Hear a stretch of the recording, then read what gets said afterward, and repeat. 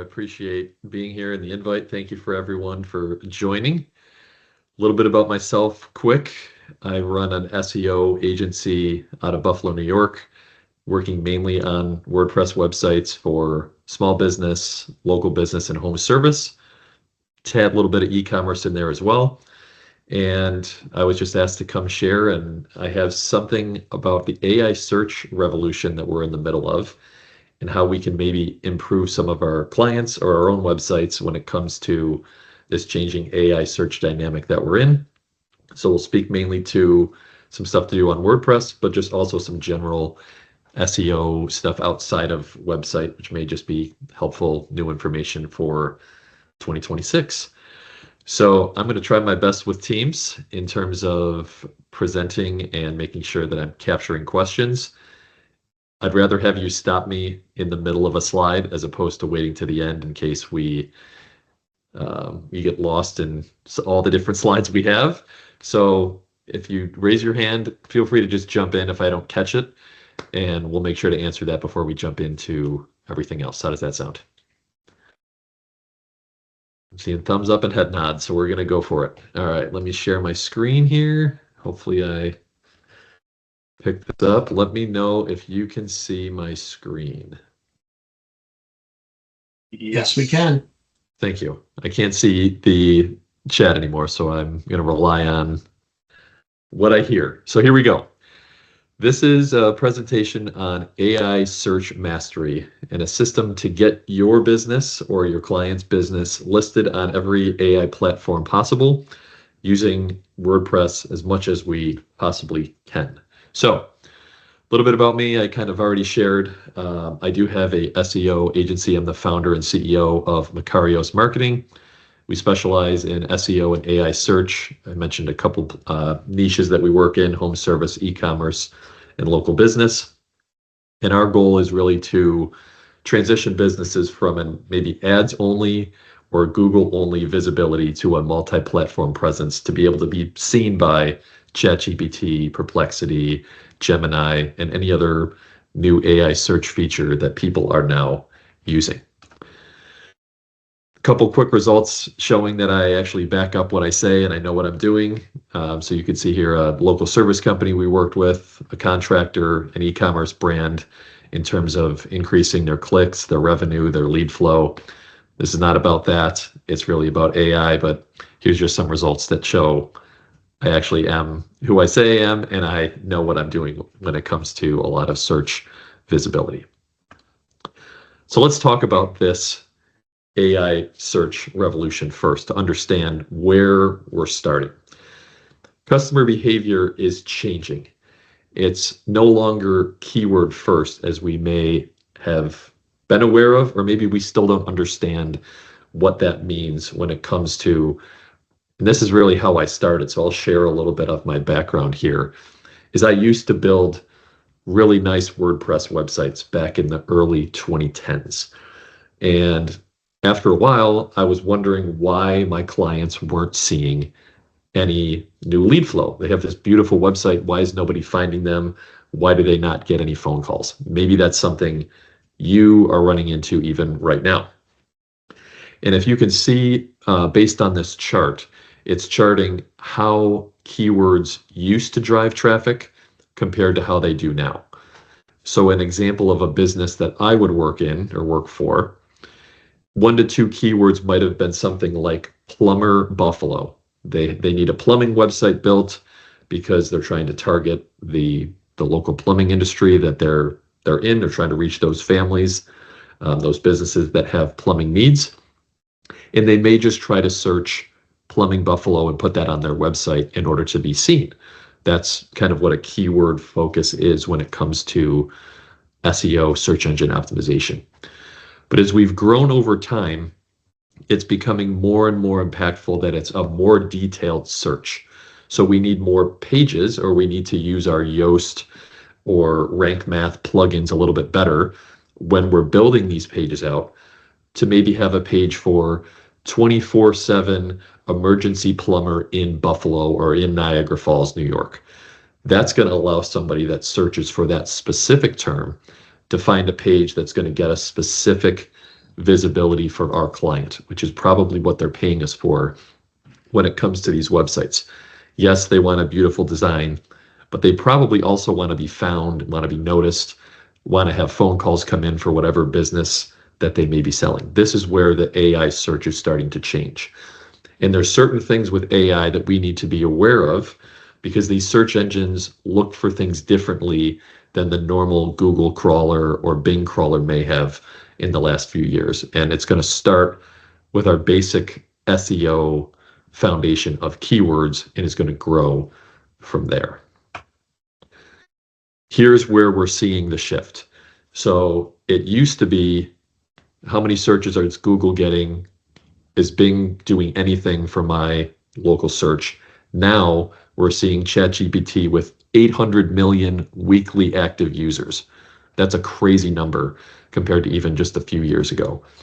Perplexity, 780 million monthly searches.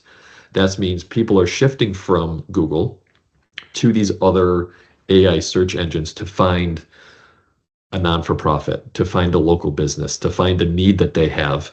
And we need to be able to also show up on these other searches to keep our clients happy, or even show that they're there in the first place, which could be a nice added benefit to the services that you all offer right now. So the main question is, are you showing up now? And if not, what are you doing to make sure that your clients are getting there or you're getting there as a business so you're able to attract the leads that they need, the leads that you probably need, so that everything can continue to grow, as a lot of you have even shared right now.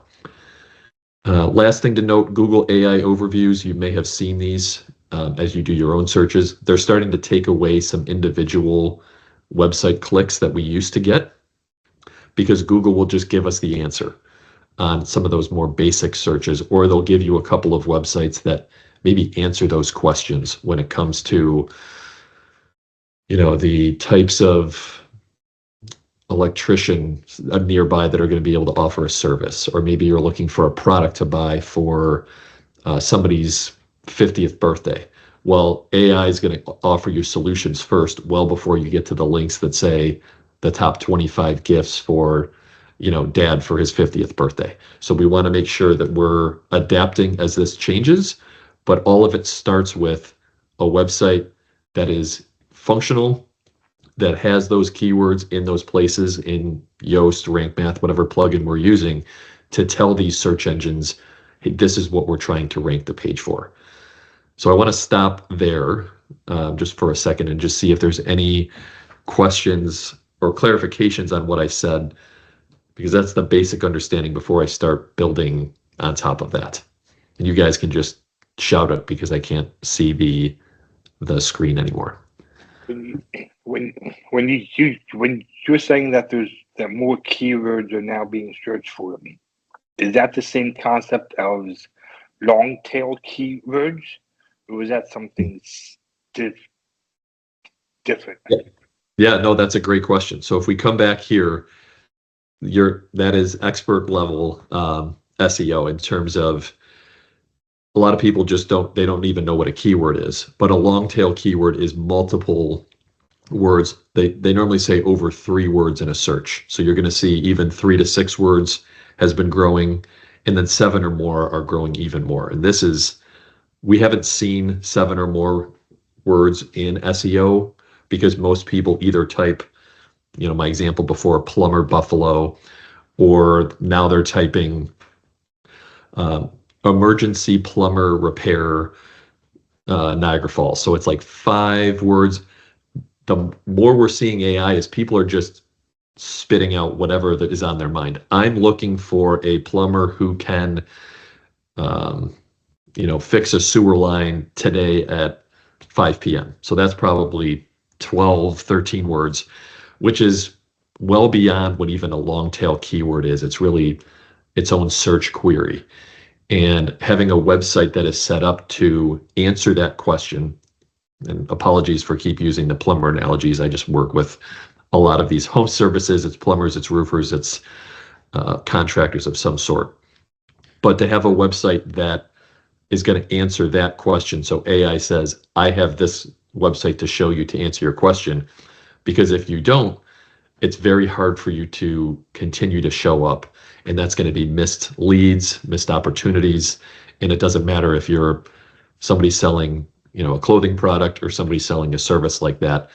That's where search is going, is long searches, people just throwing out whatever issue that they have, and us wanting to line up with that a little bit more.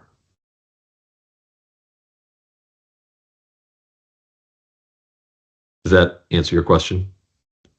Oh yeah, that's a good one. And then I guess kind of as a follow-up, where do we put these keywords? Like, is it in the title?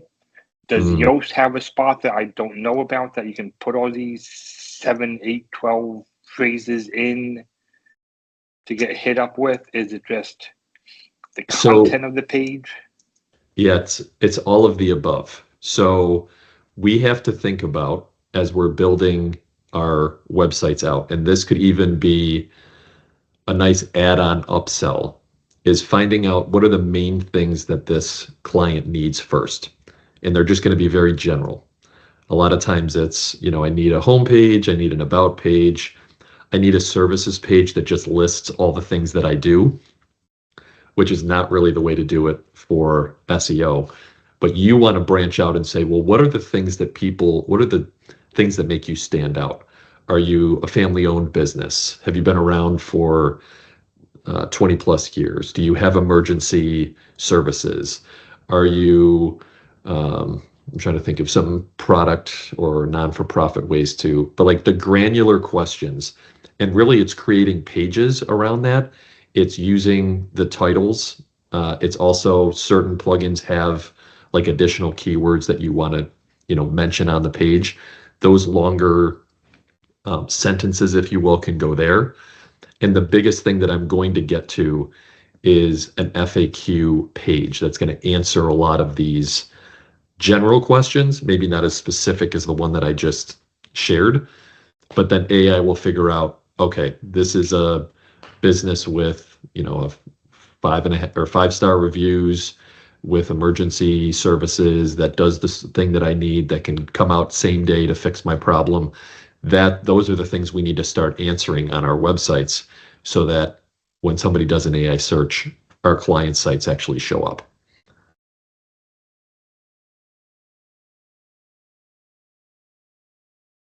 Any other questions on either of these slides before I continue?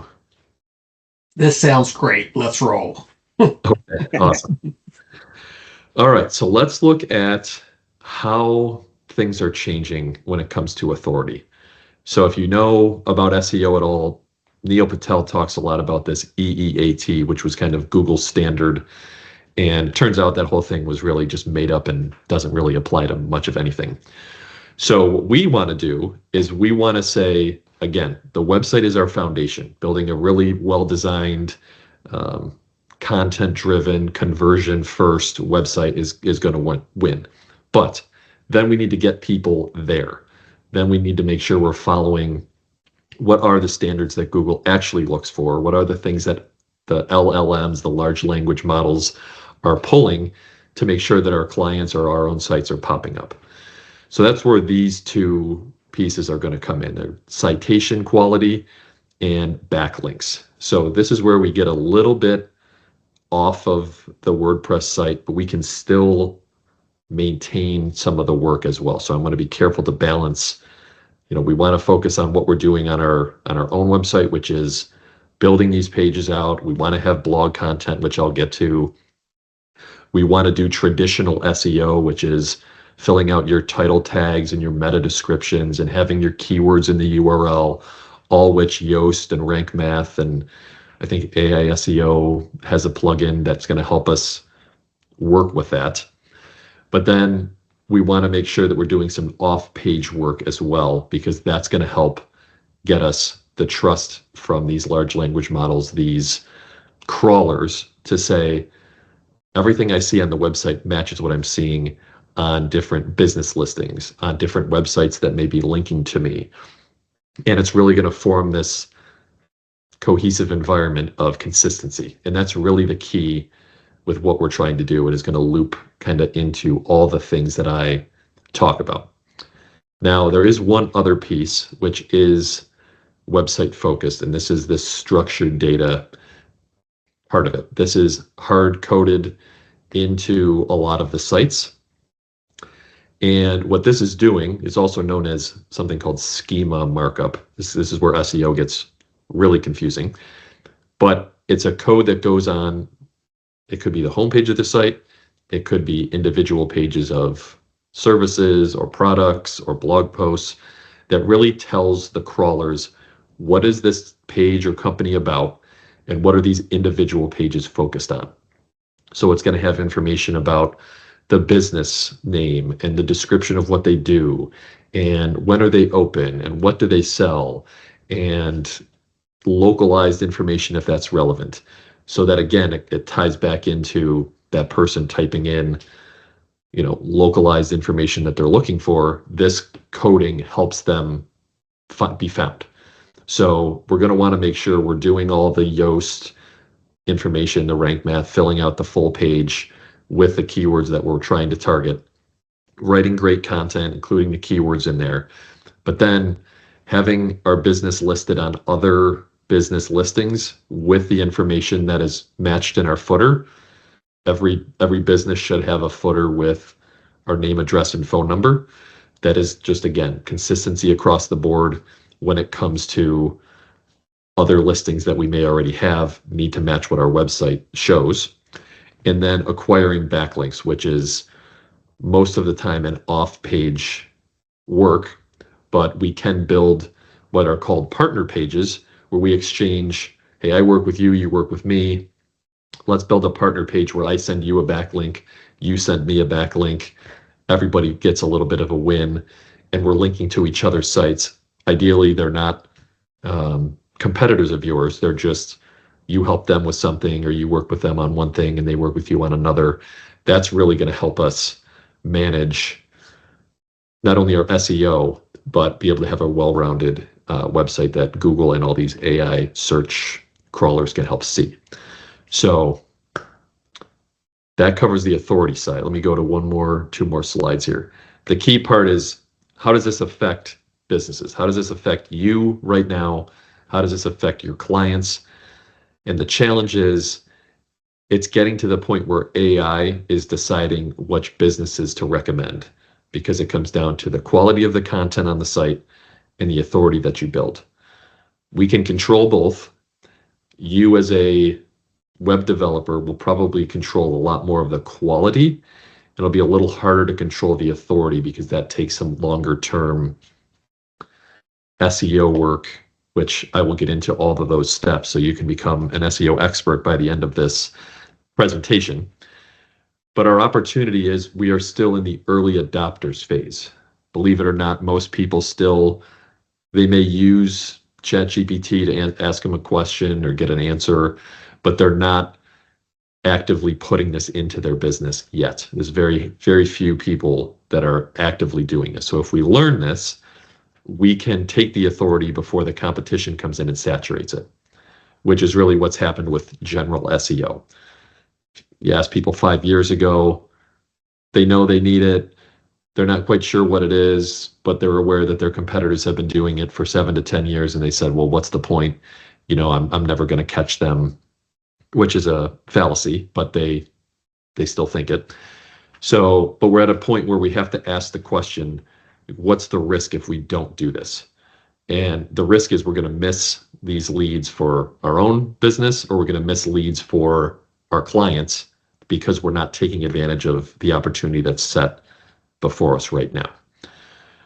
So, Jason, yes. question. Jason, you mentioned, you talked a little bit about the challenge being the quality and the authority. Mm. We've been doing backlinks for a long time, and Gene brought this up in the chat that we've been doing this like 20 years. So how are we changing it now? I mean, you talk about partner pages where, maybe somebody I've developed their website for, and I'm going to put a link to their site, and they're going to link back to me, hey, I work with this web developer.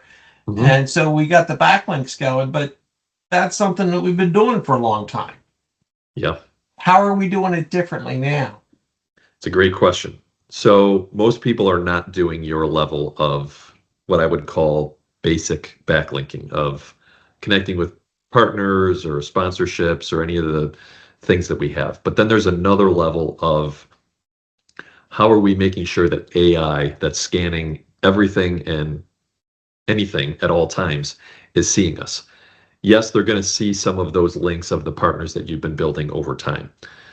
Depending on their authority, though, you might be sending back and forth links that don't carry that level of what's called link juice that's really going to give you the major push to say, I am the authority in website design, or I'm the authority in whatever website you're building for your clients. So then that's where we have to go maybe off the website and say, what type of SEO can we build where I go land links for them that are very niche specific to them, and I do it on a monthly basis. And that's what I mentioned, I think, a slide previous, where, or actually no, here, like we can control the quality. The authority is a lot of clients that I work with, I have to do backlinks on high quality sites for 3 to 6 months to really start showing them growth, to really start, hey, you're number one now for this term, you're ranking in ChatGPT for this term. It's not just the basic link exchanges. That's a good foundation, but we have to do another level of outreach. We have to do PR campaigns. We have to do getting our business listed on all of those citations, which is a little bit out of our control as website designers, but is still part of a added aspect to get them where they need to go. So hopefully that answers your question. Yeah, thanks. Yes. Gene, did you want to follow up on that? Gene, have anything else to say on that? I had just read Gene's chat in there. That's why. Yes, please read me any and all questions because I cannot see the chat currently. So if I miss, it's she's not good. Yes, she's okay. Good.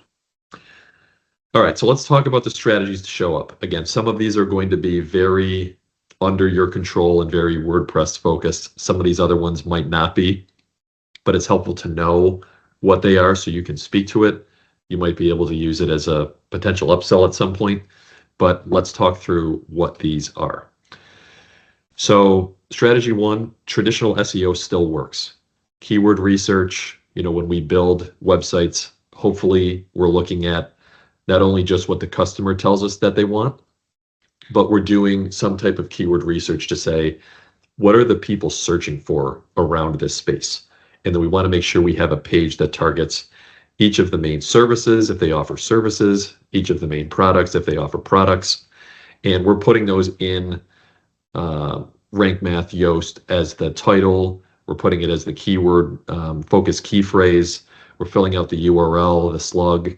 We're putting that keyword multiple times in the Yoast plugin, but we're also putting it in our headings.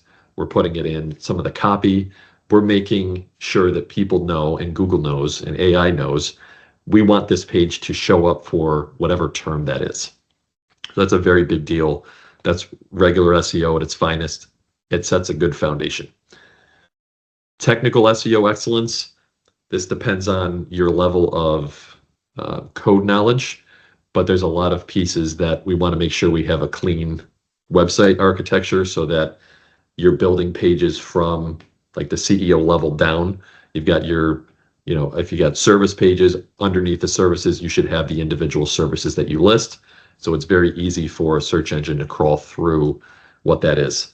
But we also want it mobile friendly. We want it to load quick. We want to get rid of any bloated, CSS that might be on there or JavaScript that's running for whatever reason. So that one, a lot harder to do, but I'm assuming most of you guys here being web designers have some experience with that. So you could offer that as you might already do that with your website, or it might be an upsell when you deliver that to say, hey, here's where you are from an SEO site speed standpoint. We've got everything else, architecturally cleaned up. We've got a sitemap running for you. You probably do this already, but I'm just covering all of the SEO bases. One other thing you can do is get their Google Analytics and Google Search Console up and running. If you don't already, it's still kind of shocking, the amount of people that I talk with that don't have that up. So they have no idea where their traffic's coming from, how to optimize anything anymore. It's just, hey, I have a website. Then that's a good start, but there's a lot more we can do. On-page optimizations, we've talked a little bit about this, using Yoast for title tags, meta descriptions, the different headings on the page. And the one thing we didn't talk about yet is internal linking. We always want to link between relevant pages. So if we're building many different services or product pages for someone, we want to link between them as much as we can where it makes sense. That passes over, again, a form of link juice because we're linking from one internal page to another. Same thing goes for your homepage. Any major page that the company has should be linked somewhere on that homepage. Yes, the navigation bar is one spot, but you also want it somewhere on the flow of that homepage design, however it looks. The more copy you have, the better. That's just going to help the homepage rank for whatever that keyword is that we're focused on. And don't use home as the title. There's always SEO 101. The homepage should rank for their most important term. So if they're think of an example. If they're an addiction treatment center, their homepage should say, addiction treatment in whatever city they're located, and not home/their name, because that doesn't help them for visibility purposes, because it's just a homepage and AI doesn't know what we're trying to focus on.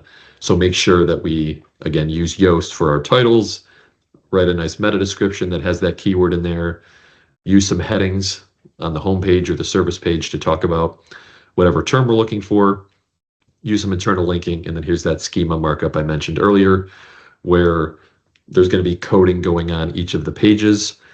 And you can actually go to, there's a free schema markup generator. You could just search. It'll have you enter in all the business information. You could then copy that right into the back end of the coding of the site, and it will tell you everything you need to know about where it's supposed to go. So it's not confusing for anybody. So that's traditional SEO. Some of us sound like we're doing some of that. Others may not be, but this is a great spot to start when you're building websites for folks. Let me go through one more slide here, and then I'll take some questions. So strategy 2, high quality content still helps. I'm not sure how much extra content we're building for clients when it comes to the websites you deliver. I've worked with many different web designers. Some just do very basic websites. Some do super extensive ones. But the things on the left are the things we want to focus on adding going forward. Some of this might be more challenging to do on an initial website build, but there may be the opportunity to offer upsells as we go. So we want to have comprehensive guides on the site. This is going to show all those search engines that we're an expert in our field. If you only have one page, and we'll use this addiction treatment center as an example.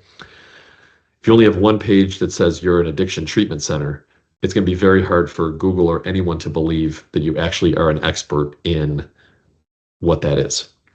So maybe you offer a guide on steps to detoxing or something along those lines.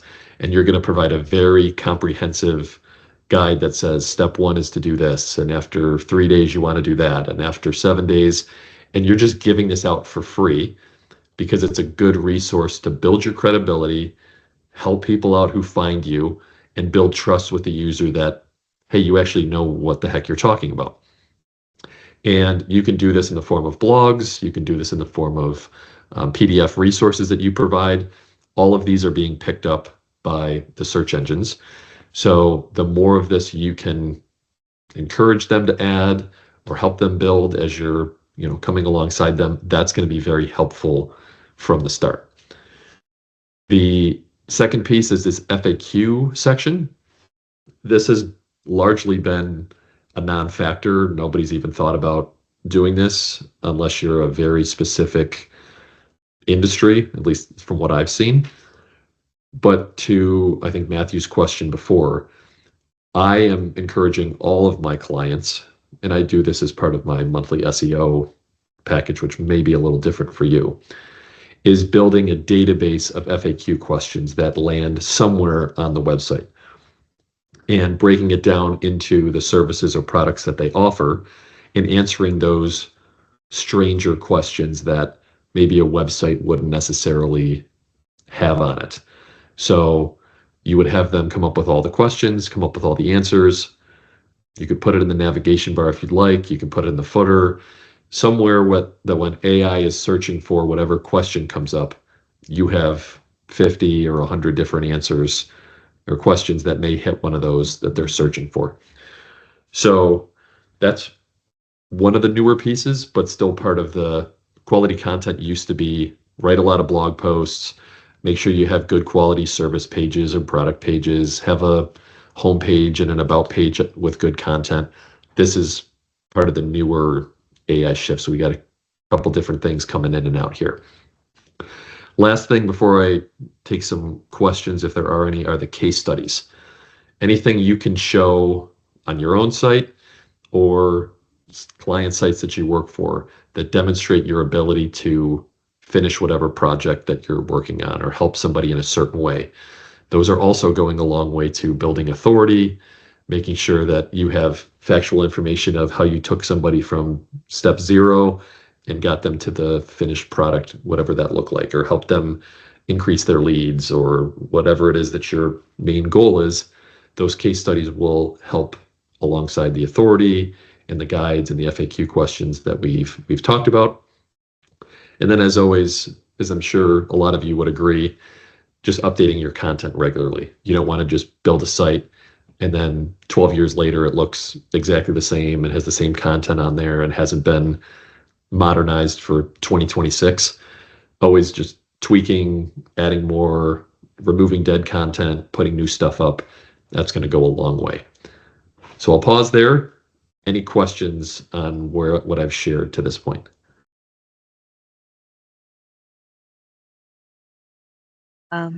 Yeah, I have a question.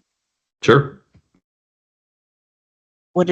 Is it better to do just one FAQ page, or like could we have FAQs on multiple pages? Like, let's say, we have a lot of plumbers as well. Let's say we have a camera line inspections page. Mm-hmm.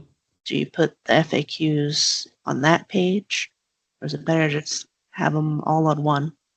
So you can actually do both. So what I do is I have an FAQ section on, so to your example, the camera line page. At the bottom, we'll have a frequently asked questions, 5 to 7, that speak to that particular service.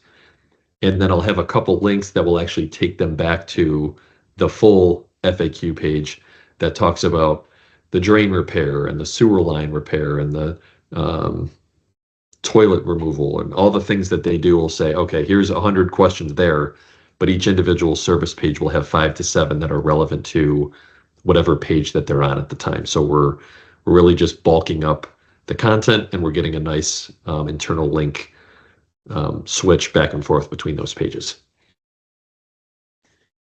Okay, that's really good to know. We don't do that. So thank you. Yes, of course. Any more questions? I don't want to rush through this. I'm a little bit curious.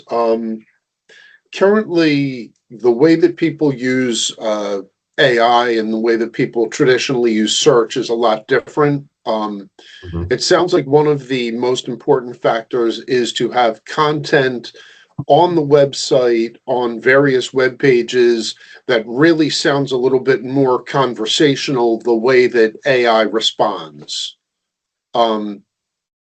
So I think that's a part of what you're suggesting. Also, I like with search, I think it was more common for people to go to search because they're looking to purchase a product or service to fulfill them.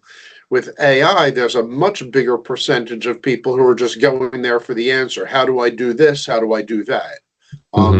is there a benefit to just showing up in those searches, even though they're not going to result in a person going to your website to hire you? They just wanted to learn, how do I get my site to show up in search? And they're asking GPT for that. Both great questions. I'll answer the first one first. Yes, more conversational is definitely the way to go. Think of it like I even just watch like my parents try to do something in search, and they're not thinking the way I am in terms of keywords. They just type whatever comes to their mind. I need this. That's where I believe search is heading. Maybe not as much on Google, but more of these large language models where people have just a conversation with, hey, I'm having this problem, and maybe they try to fix it on their own first, and then they say, forget it. I need somebody who can, emergency repair today, who's available. And it's just going to pull 3 listings, and that's it. There's not going to be this laundry list of searches that you can just keep scrolling. It's going to say, these are the 3 best people that are going to solve your problem today. And if you're not one of those 3, good luck, getting leads going forward. So the more conversation we have, the better.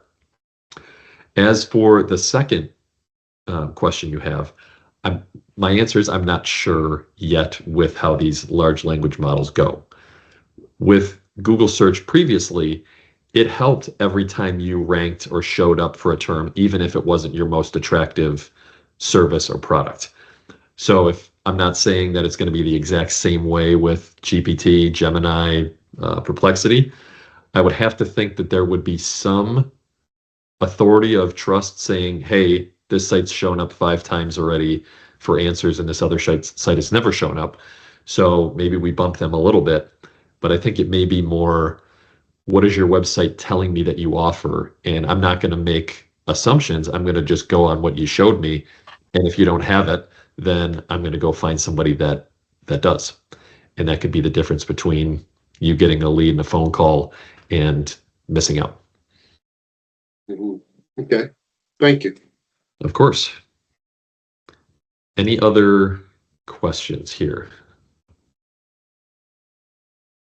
I put a question in the chat. Have you ever used tryprofound.com, which is profound?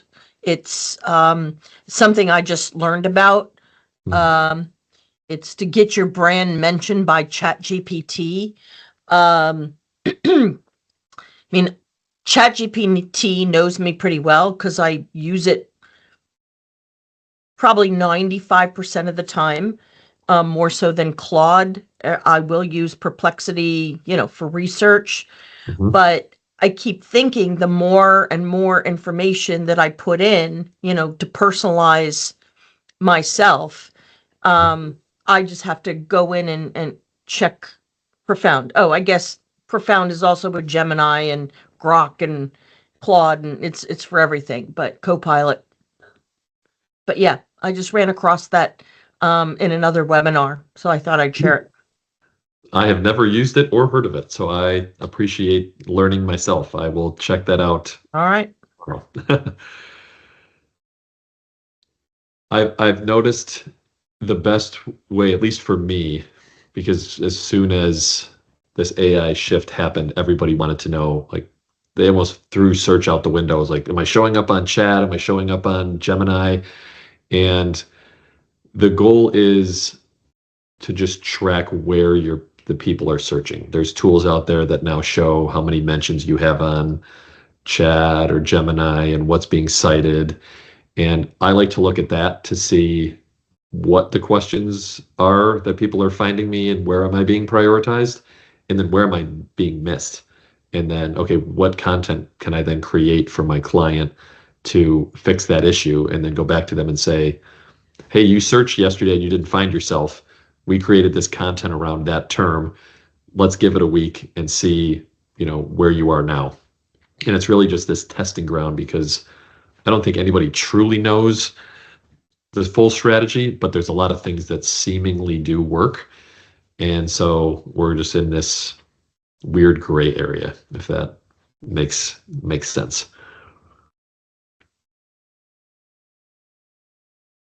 Okay.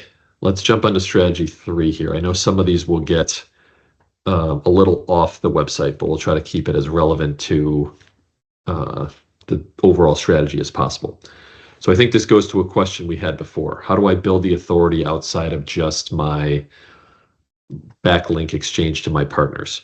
So these are kind of the 3 major ones that we focus on.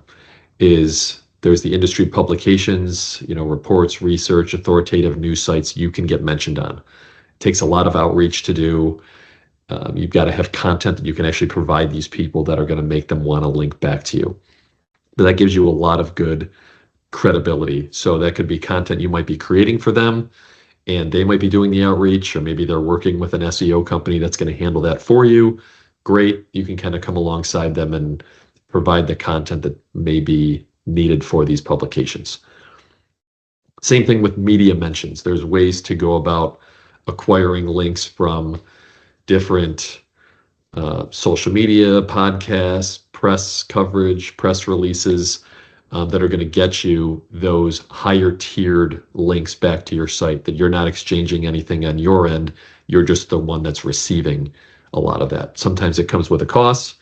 Sometimes it comes with time. Like it takes time to show up and do these podcasts or get the press coverage that you're looking for. It just unfortunately doesn't just happen most of the time.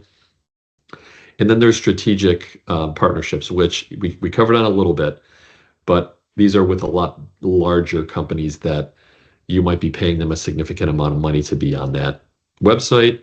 You might have some other local businesses that you want to just start sponsoring for a few $100s, and in return, they're going to link back to you as a sponsor of their, organization or event or, softball league, whatever it might be. And there's ways to do that where it's just a monetary exchange in exchange for you getting some links back to your site. So these first three are some mix of traditional SEO, which still gives the foundation. And then as you notice with the last strategy of some of the content that we shared and new things that are being added, same thing with building authority. It's not just the basic links anymore. We have to spend some money. We've got to spend some time to get some of these higher tiered links. And we can talk through how do we measure authority of certain sites to know if it's good or not. That's kind of another level of SEO that may not be relevant for right now, but if it is, we can answer a question or two on that in a minute.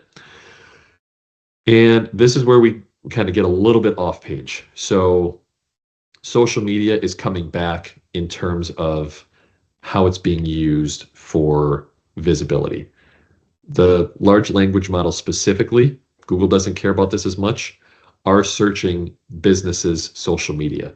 So if you've got a website, you better have your social media links on there. They better be active. You better be posting on there because they're looking for consistency. They're looking for the same content or variations of that on the social media page that matches what's on your website. But then the crazy one that's sticking out here is Reddit. This used to just be a dumb forum that people would go on. Apologies if you really liked it. Not an insult. It was just something that was never taken seriously until Google's partnership with them, I believe a year or so ago. And so Reddit has now turned into its own search engine. People are obviously asking tons of questions. And Google AI Overviews actually cites this 21% of the time. Perplexity cites it as high as 46% of the time, meaning they're looking at your website, they're looking at the internet as a whole, where else are you mentioned, but they're also looking at what does Reddit say about your company? Are you non-existent? Are you getting a ton of bad publicity? Well, then you're probably not going to get mentioned that much. So what we do is we come in and we basically create these Reddit accounts for businesses to get them some more visibility. Again, that's a little off topic for what we're talking about here, but it does play a role in visibility moving forward. So I wanted to make sure to mention that. And there is also SEO you can do on some of these other social media accounts. So always keep in mind, if YouTube, LinkedIn specifically, there's a lot of SEO that can be done there. Instagram and Facebook is a little saturated, but there's still room to improve there from a social media perspective. This right here, optimizing business citations, is a current SEO tactic. This would be a great add-on for you as website developers to handle for companies. It's very easy if you don't already do this. You want to create listings for them that are going to match up with their website information.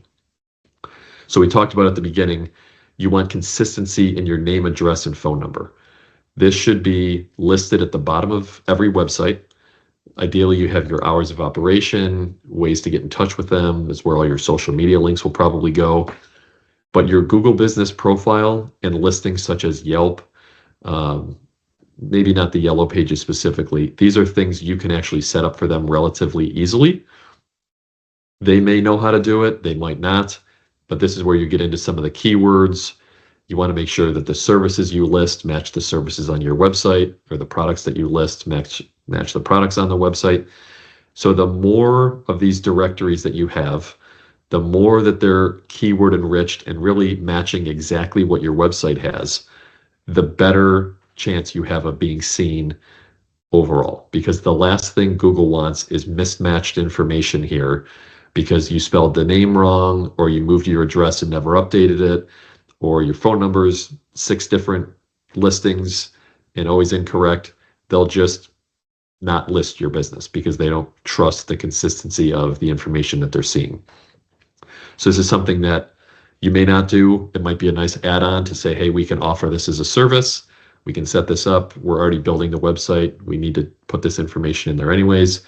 Some of you may not be comfortable with that. That's totally fine.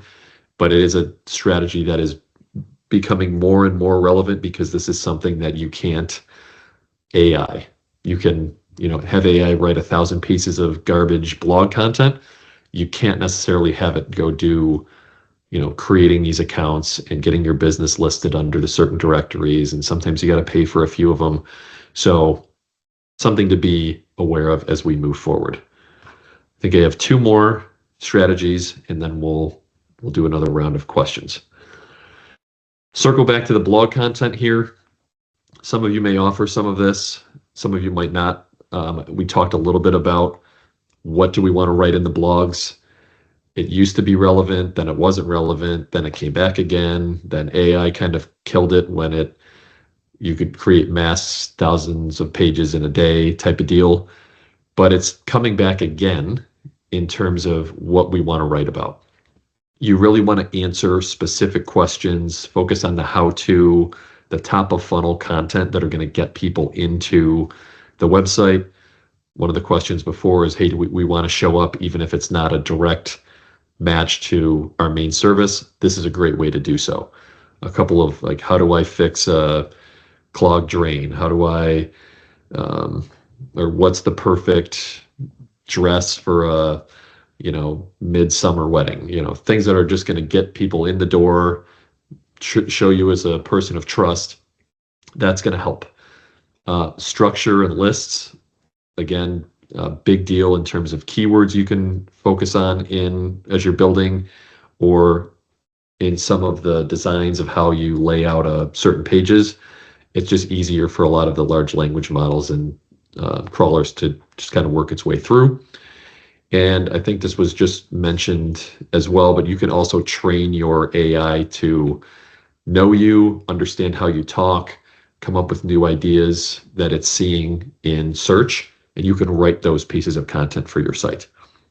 So again, could be a nice add-on if you're comfortable doing so. You're building a sophisticated website. You can say, hey, I'd like to offer you, a trained AI system that's going to know the content that we already have on the site, trained on you and your brand voice. And so there's opportunity there to provide more content that's going to get them to show up for a lot of this AI search. I believe this is my last strategy. Content freshness. Again, we've talked about that a little bit, but we always want to make sure AI is checking this a lot more frequently than Google used to. So we don't want to have pages that have been sitting there for 5, 7, 9 years without any new content, a rewrite. Maybe we add 200 words of copy on there to really help bolster, where it's ranking. That's going to be a big deal. We talked about the citations, making sure we're building those pretty consistently. And we want to show our reviews. This is a part we haven't touched on yet. Show more testimonials on your site. Pull them from Google, pull them from Yelp, pull them from wherever, Trustpilot, wherever you get them from, and list them on each page so that you might be writing out how many 5-star reviews you have. There's plugins that will pull Google Business reviews straight from there onto your site. AI is looking for positive sentiment to give to its searchers around what your business offers. So the more that that's listed on your pages, not only is that going to give you more authority and trust, but it's a nice section to have for keywords. If you're saying, top plumbing testimonials in Buffalo, New York, and then you list, 7 of them that say XYZ company was the best plumber, they fixed my sink same day. All these are going to help you with keyword visibility for search, which is exactly probably what all of us are looking for. I lied. One more, and then I'll pause just for probably don't want to hear me keep talking. Multi-format optimization. Video is just becoming so much more important in terms of YouTube, TikTok, any short form, long form that you can SEO in some way in terms of keywords, the captions that you're writing, how you embed them into your website. There's plenty of easy ways to do this in WordPress. We want to include as many of those videos as we can. So if you're building a homepage for a service, you should have a video of that company's website on YouTube embedded at the bottom that's either showing them a before and after. It's got a title keyword that's lining up with the keyword that you're trying to rank that page for. Don't just throw up a general, "Hi, this is Jeff, and I'm the owner of XYZ Electricians."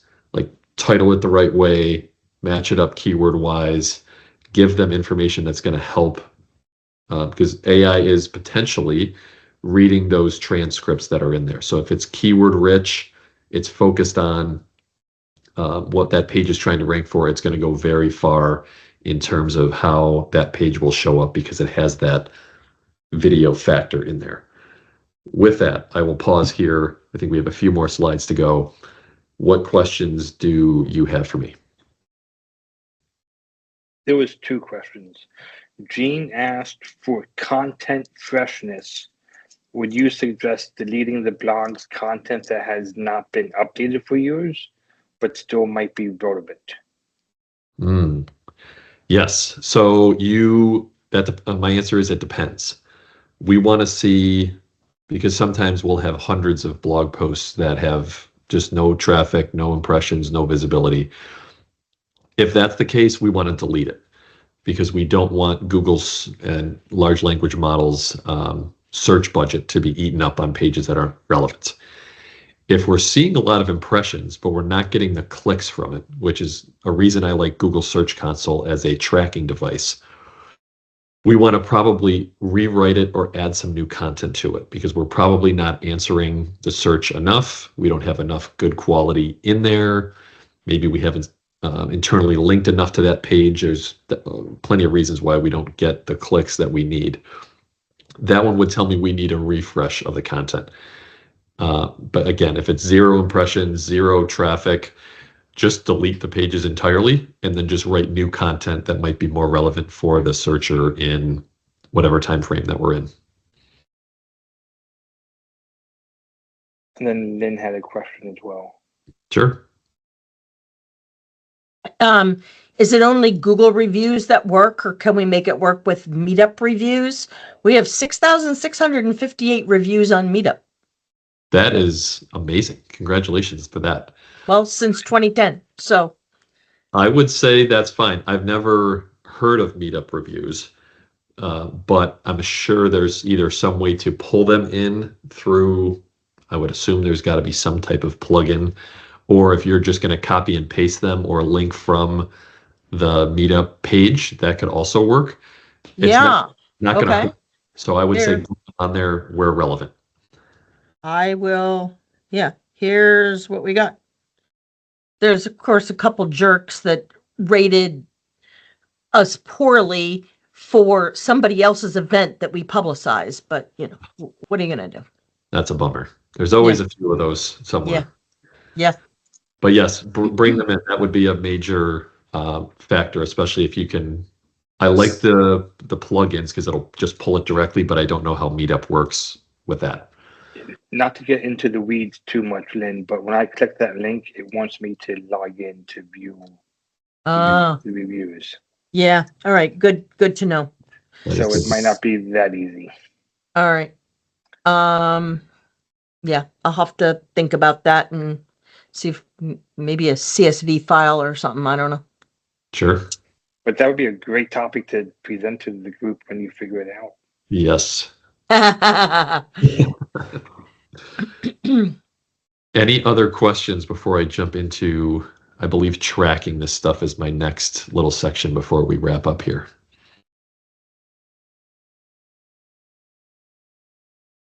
Okay, let's go to the tracking. So tracking visibility. This is circling back to the website. This is where we can say a lot of this is under our control. We can help set up these things for our clients so that they're aware of what's happening. And so there's a few ways to do this. One is manual. A lot of you are doing this already. You're searching something in chat or Perplexity. Am I showing up? Is my client showing up? There's other traffic sources that we can start searching. I mentioned Google Analytics 4, Google Search Console. There's a couple more paid SEO tools that you can do, such as SEMrush. You don't have to pay for that, or SEMrush, however you want to call it. And we want to look for a lot of different things. We want to look for brand mentions, which we can also find in Google Alerts.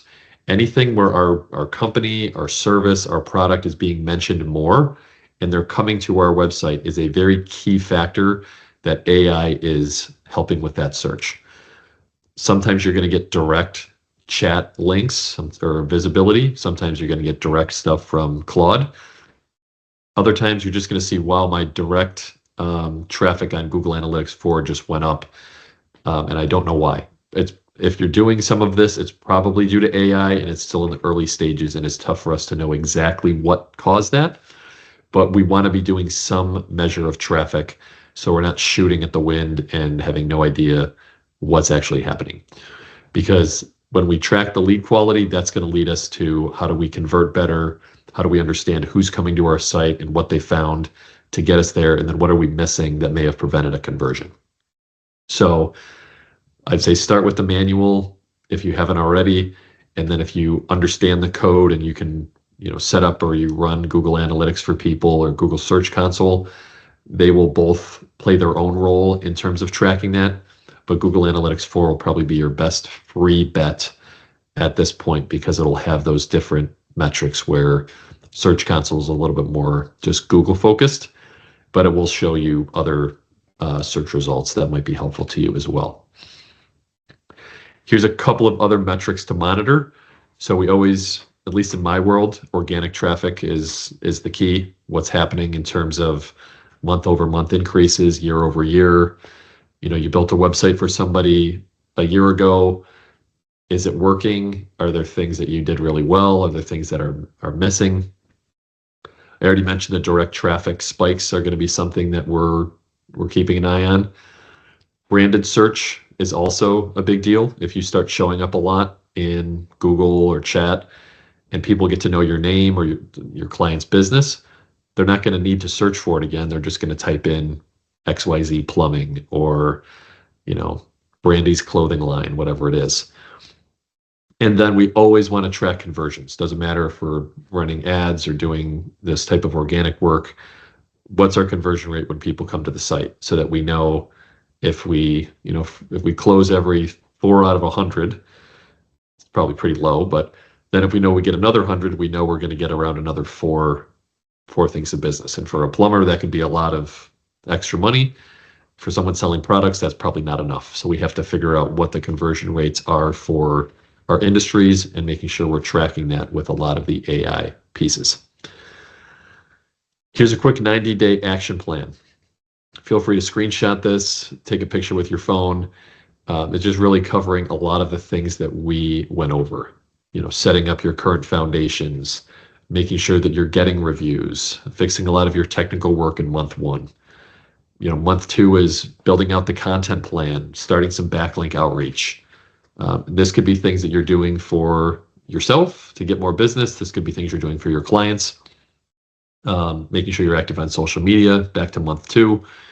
And then tracking metrics. And then month 3, we really want to start hitting the gas on, analyzing our gains, scaling more content, scaling more links, and really tracking, like, where are we seeing our initial progress? Because after month 3, you really should start seeing something in terms of progress. It might not be earth-shattering, but you can start seeing something that's working well, and maybe some things that aren't working as great as we might expect. Key takeaways, and I think my question slide is next after this, is AI search is here. It's not going anywhere. Your customers are probably aware of it if they're not using it already. Building backlinks is the major piece to growing authority. So the more we focus on that, the better we're going to do. Consistency on our website in terms of the NAP, name, address, phone number data is huge. So if you're not including that in your footer already and encouraging your clients about Google Business, Yelp, those types of things, make sure you add that. Video is becoming a much bigger deal. It's not optional anymore to have video channels and doing that type of content. And the people who adapt the earliest always have the biggest competitive advantage. So we're still in that early wave. I don't know how much longer we're going to be there, but keep in mind this is a great opportunity for you and your clients to take advantage of now. So here is some information on my business. If you want to click on that link, I don't know if this will be sent out to everybody later. I also have a growth quiz you can go through. But what final questions do you have for me? Nice presentation, Jason. I had a question. What about LLMS.text? Mm-hmm. Is this just Yoast hype, or is this something that's real and is beginning to be implemented and used?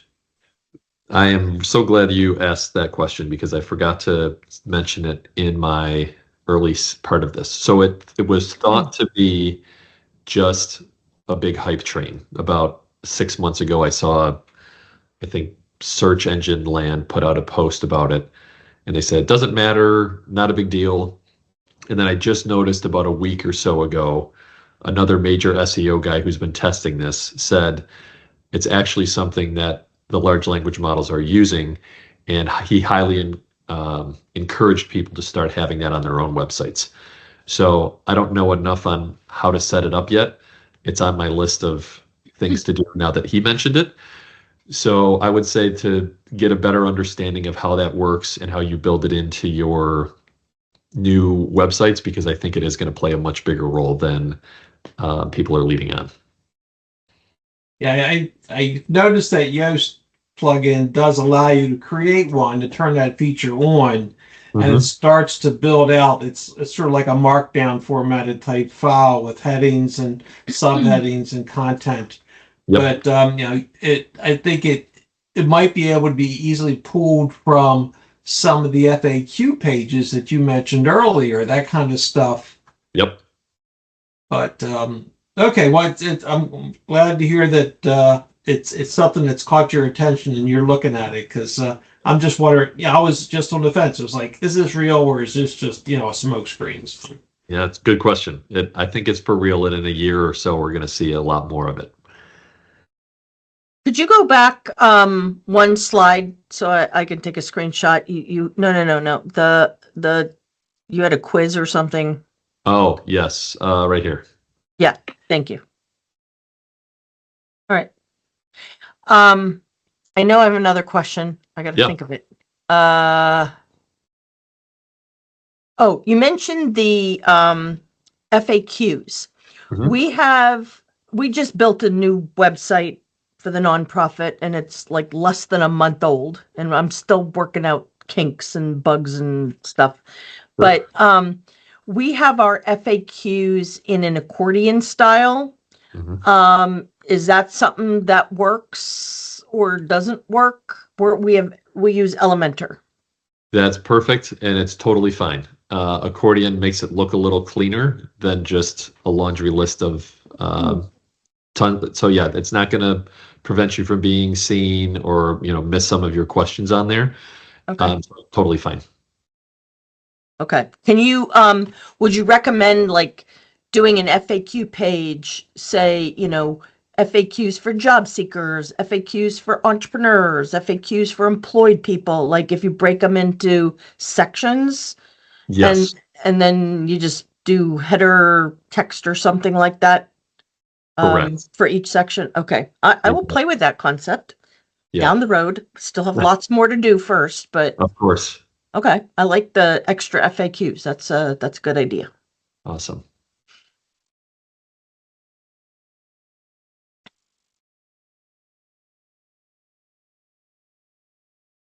Any other questions for me? Is your last name Makarios? It is not. My last name is Davis. That's what I thought. So what is Makarios? That is it's a biblical term. It's the Greek word for blessed when Jesus is on the Sermon of the Mount. So yeah, it had a nice alliteration and it had some nice spiritual connection for me. So it worked out well. But I get that. I actually talked to somebody from Greece and they knew there was a prime minister with the last name Makarios years ago. And they asked if I was related to him. And I said, no. Are you Greek? I am not Greek at all. So it doesn't make any sense that I chose this name, but I'm too far invested at this point. Otherwise, I'd say Tikanis. I wouldn't know what you meant. It means, how are you? You'd reply, Kala. Kala. Okay. Kala. May as well start learning Greek. I might have to. I know.